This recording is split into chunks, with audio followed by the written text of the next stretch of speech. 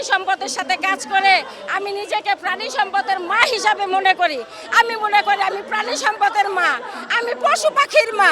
যখন একটা গাভী সন্তান প্রসব করে বাছুর হয়, আমার মনে হয় পৃথিবীর সমস্ত সুখটা আমার কাছে চলে আসে। আমরা মাঠ পর্যায়ে কাজ করেছি।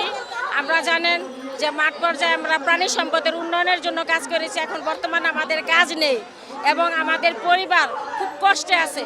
প্রত্যেকটা পরিবার খুবই কষ্টে আছে।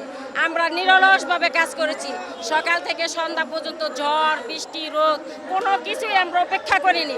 সবার উর্ধ্বে ছিল প্রাণী সম্পদের উন্নয়ন। এই প্রাণী সম্পদের উন্নয়নের জন্য আমরা সর্বোচ্চ কাজ করেছি। আজ আমরা বেকার।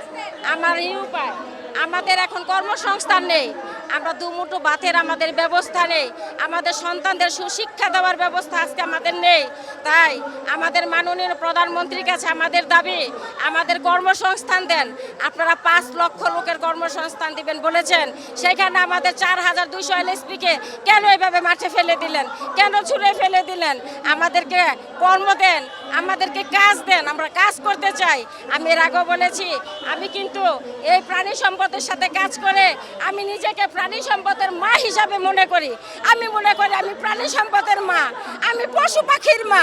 যখন একটা গাভী সন্তান প্রসব করে বাছুর হয়, আমার মনে হয় পৃথিবীর সমস্ত সুখটা আমার কাছে চলে আসে।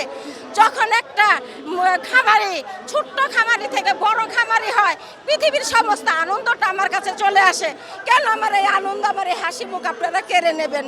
আমার এলএসপি ভাই বোনদের হাসি মুখ কেড়ে নেবেন? আমাদের কর্ম দেন। আমরা কাজ করে খেতে চাই, আমরা কর্ম করে খেতে চাই। আমরা প্রমাণ করে দিতে চাই আমরা এলএসপির প্রাণী সম্পদের সৈনিক। আমরা এলএসপিরা যদি এক কাজ করি, দীর্ঘ আর 5 বছর আমাদেরকে যদি কাজ করতে দেন, দীর্ঘ 5 বছর আমরা প্রমাণ করে দেব প্রাণী সম্পদের উন্নয়নের জন্য আমরা একজন সৈনিক। আমাদের মতন সৈনিককে ফেলে দেওয়ার কিছু নাই। আমরা হলাম দক্ষ জনবল। যেই জনবল যেই দিকে যাব সেই দিকেই উন্নয়ন হবে। আপনারা একবার আমাদের প্রতি দৃষ্টি দেন, দয়া করেন, মেহেরবানি করেন, যেন আমরা কাজ করে খেতে পারি। আমাদেরকে কাজ দেন, আমাদেরকে ফেলে দিবেন না। আসসালামু আলাইকুম।